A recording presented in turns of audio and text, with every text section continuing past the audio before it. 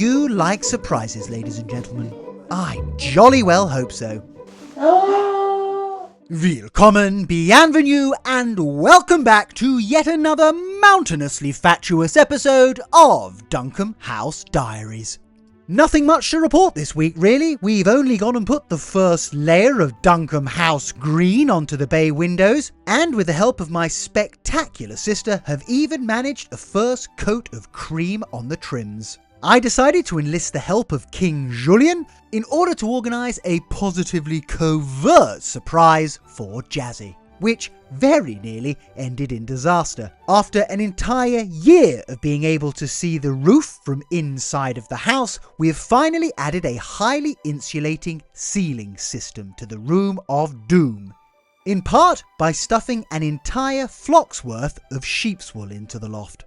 Jazzy has somehow, after a year of constant stripping, managed to find even more wood chip wallpaper to battle with, and now Clive is finally stark Jorix naked. We have been able to get the last of the leaves out of the gutters, and I even let Jazzy borrow my hat. We are also extremely excited to announce that we have our first ever YouTube episode sponsor. The menagerie is in fine fettle. Dean has spent the week being aloof and trying to catch imaginary fish in the stone clam, whilst Quincy went for a small operation at the vet's before dressing up as a sheep and then taking a bath. So, without further gilding the lily, and with no more ado, let's get on with it, shall we? So, now Clive has officially shredded all of his leaves. We've got the fun job of emptying out the gutters, which I'm sure we're going to be doing for many times for the rest of our life. I am chief ladder holder. A job requiring constant and fastidious concentration. And Jack has very kindly lent me the use of his hat, which basically means I'm going to get wet leaves all over me. Oof! Jesus. So, yeah. Now I know what you're all thinking, and potentially screaming at your screens. Get gutter guards, you old fool. But our 100-year-old gutters are all otch-botch sizes, and I am still yet to find a suitable company. So, if anyone knows one in the UK, make yourselves known. In the meantime, however, it's up the ladder I go. Oof. Yeah, you just spray me with water. That brush has got a real flick on it. I reached my mouth. Ugh, disgusting. Now, it's pretty simple stuff, really. If one leaves the leaves in the gutters, they build up, causing blockages, in turn driving the water into all manner of orifices where one does not want moisture. Now, considering my slightly checkered track record of working at heights, I decided to be responsible and employ the services of a professional ladder lackey. Oh.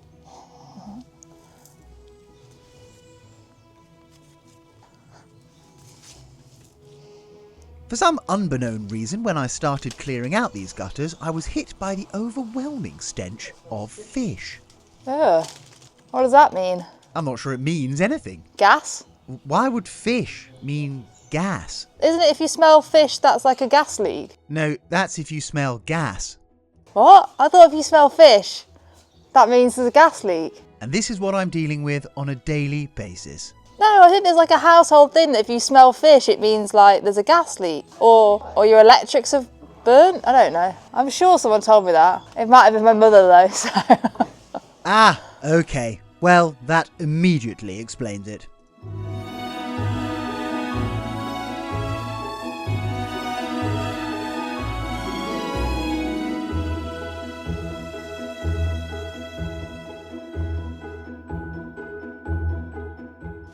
Wonder who makes ladders. You never hear of like a famous ladder company? Or you think it's Mr. Ladder? You know, like how the Hoover is actually, maybe it's Mr. Ladder. You know, it was like Mr. Hoover who then coined the phrase Hoover. Anyone want to chip in on that one?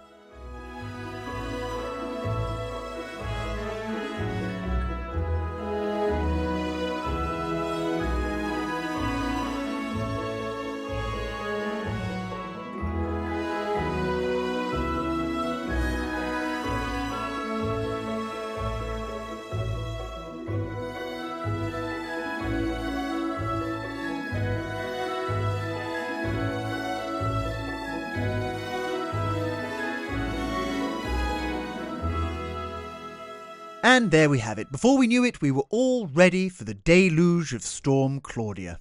Leaf-free and ready to rock. For months now, we have been in a desperate search for one specific item for our ensuite bathroom. An item which, due to its necessary proportions, we have found to be rather challenging to procure. And when we have come across suitable examples, they have been unfathomably expensive. Well, last week, on the sly, I was finally able to source the perfect piece. And instead of simply telling Jazzy, I decided it would be far more fun to enlist the services of our good friend King Julian and install said super secret item as a surprise for my wife. This ingenious plan very nearly ended in catastrophe, as halfway to Duncombe House, whilst I was driving full clip down a country lane, a spectacular gust of wind nearly sent it west. Luckily, I was able to procure some Christmas cracker quality straps from a rural petrol station and secure the old girl down.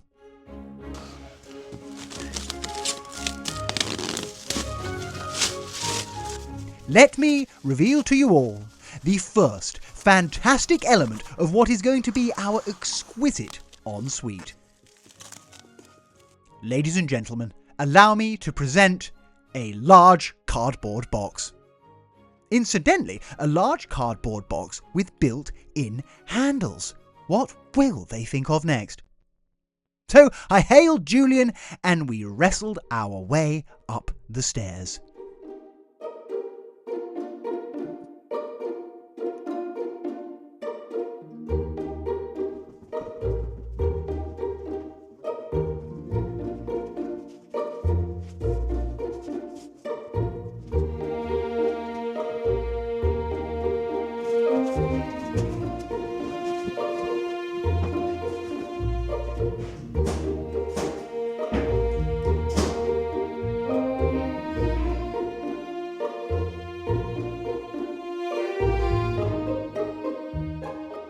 In the words of Sidney Larkin, perfect.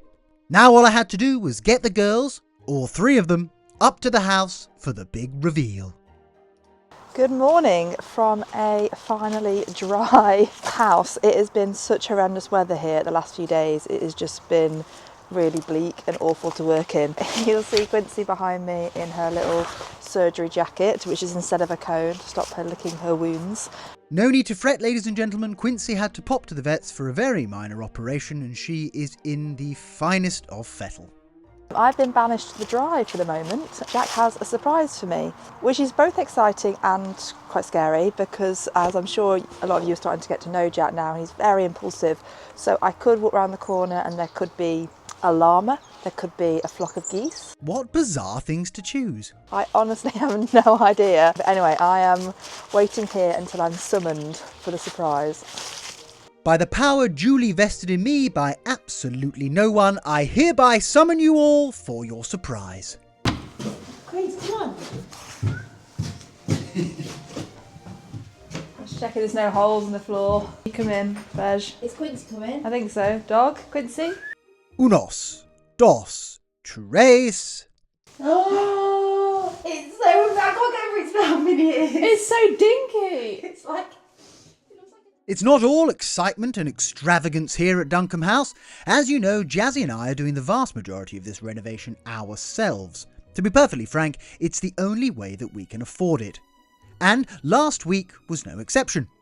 The Room of Doom has famously been the most derelict room at Duncombe House, but after fitting a floor a few weeks ago with Captain Fred, and clearing out the loft space with Victoria Beckham last week, this week we have managed to get round to insulating and boarding the ceiling ready for some luscious lime plaster.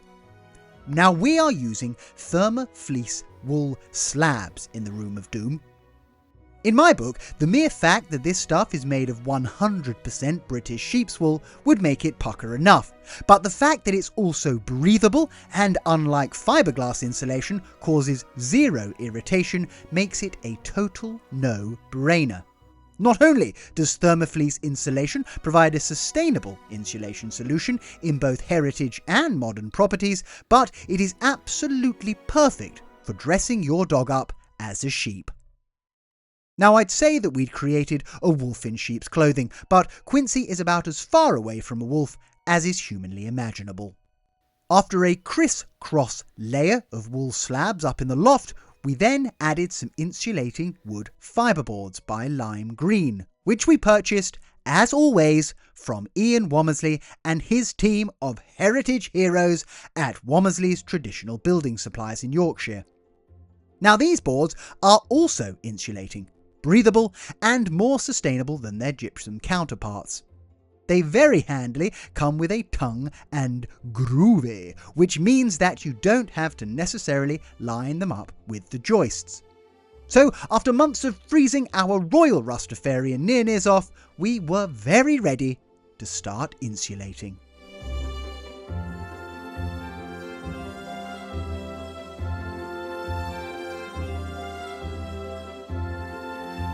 Now, for copyright reasons, I'm not allowed to leave the sound on for this clip, but Jazzy is dancing here to Aretha Franklin, Respect.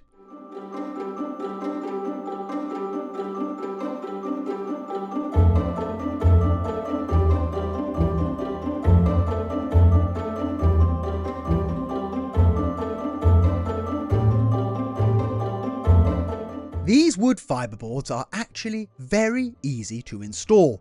They're not too large or cumbersome and are very easily cut using a simple handsaw.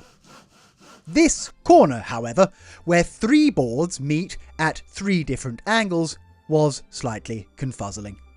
Mathematics has never and will never be a strong suit for either of us. So, after a long day, we decided we better sleep on the problem.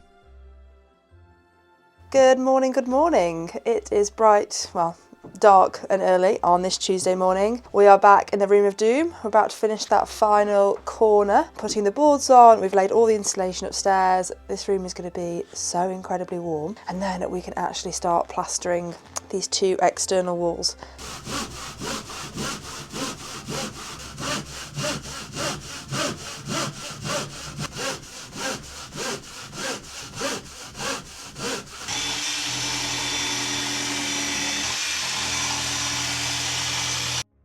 And finally, after 2 days of going up and down ladders and with very weary shoulders, we finally got the last pieces of the puzzle in place.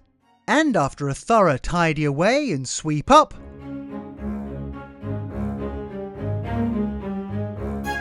during which I discovered this incredible antique toothbrush, with the help of Hurricane Louis, the 3 of us have managed to start getting on a first coat of lovely lime plaster, which we hope to be able to show you in all its glory in next week's episode. Come on, darling, that's enough hanging around. We've got bay windows to battle. We have sunshine. So here we are back on the Battle of the Bays. We did have a whole plan for today that didn't actually involve these, and then this morning the weather report said it was going to be glorious blue skies, so we've completely pivoted our to-do list and now we just want to get some more paint on these windows. Jack's also very excited because he has some new paintbrushes that he's very proudly been bringing out, so we're going to be trying them out today, and yeah, we're just hoping this sun stays and we can finally start to get this window done. I can't really believe we're still doing it in November, but we're getting there slowly. If you had told me last year that we'd still be painting these bay windows in the November of 2025, I would have politely chortled in your face. If you told me at the beginning of this summer just gone that we'd still be painting these windows in the November of 2025, I would have impolitely guffawed in your face. But there we are, all part of life's rich tapestry. As Jazzy mentioned, we hadn't actually planned a window day, but when the sun shines, the brushes come out. And so, ladies and gentlemen, it is with a spring in our steps and songs in our hearts that we can today, for the first time, show you all the left-hand bay window in sumptuous, luxuriant and exemplary Duncombe House Green.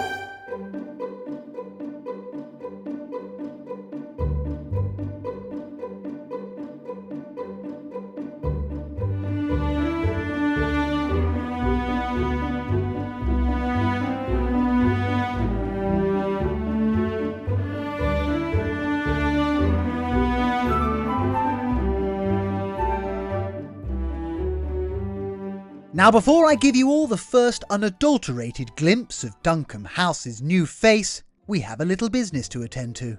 Righty-ho, ladies and gents, it's finally time for me to reveal our first ever YouTube episode sponsor, and goodness gracious, it's a Bobby Dazzler. I only wish I'd known about these folks when I started painting these windows. Today's episode is brought to you by RollingDog Painting and Decorating Supplies. Roll over, Quincy. Go on, it's your time to shine. Roll over. Thank you, Dean. At least someone's listening to me around here. RollingDog produce a veritable cornucopia of decorating delights, whether you're battling 300-year-old bay windows or simply freshening up an internal wall. Now, I'll be honest, I didn't know I needed ergonomic Midas Touch film and blend brushes until I used one, but now there is simply no going back. They do stubby brushes for those tricky little trim details, prismatic triangular brushes for the old reach-around spots, ludicrously smooth foam rollers for those larger areas, and even hinged angular brushes. Not just for the vertically challenged like my wife, but for those who simply love a gadget. RollingDog painting supplies are available online and worldwide, and not only do Jazzy and I think they're rather smashing, but most importantly, they have had the Quincy seal of approval. Now you would be forgiven for thinking that these windows were finished, and my goodness, I wish that was the case. Unfortunately, in order for a proper job to be done, we still need to apply 2 more layers of top coat with intermediary sanding, install some copper draft stripping to match the front door, and paint the trims. Luckily, we were blessed with a visit from my sister Elizabeth this week, nicknamed Beji, and before she was allowed to join in with the ensuite surprise, we put her to work getting some cream on the trims. What a lucky chap I am to have such fabulous ladies in my life.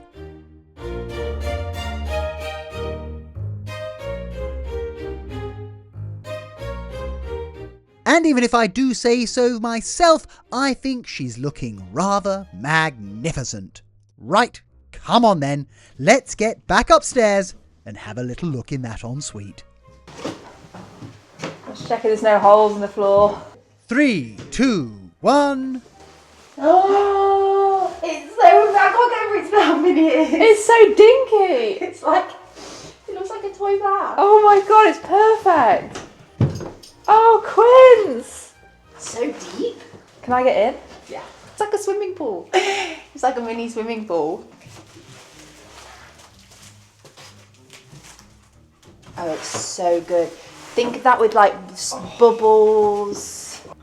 Oh my gosh, I can have my glass of wine here, my Quincy, Quincy. my cup of tea, oh, and my servant's bell. Ding-a-ling! Quincy ding-a-ling! Finding a 1300mm long roll-top slipper bath under £5,000 is a lot more challenging than you might initially think.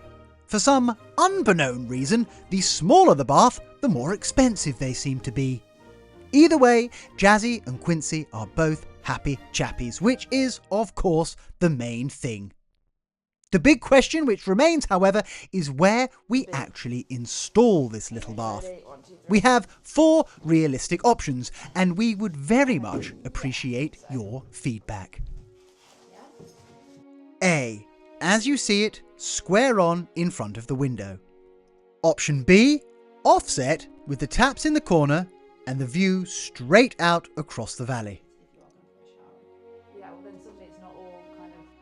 Option C, we lose the use of the Jack and Jill but put the bath at the back end of the ensuite, which in my opinion would look rather good. It would look terrible. That looks like a landlord special. You know, online where like landlord special, they've like painted over everything. That would be mental. But you can't just leave a door there with a bath in front of it. That's creepy. Well, that told me. And then option D, and this really is left of field, we move the bath into the bedroom. Wow.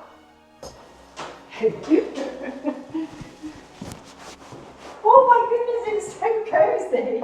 Now, of course, you don't need to be Bob the Builder to realise that we are still a few months away from being able to run a bubble bath. However, these decisions need to be made now so that we can run all the appropriate plumbing. So please do have a little head scratch and let us know your thoughts on this bathing conundrum.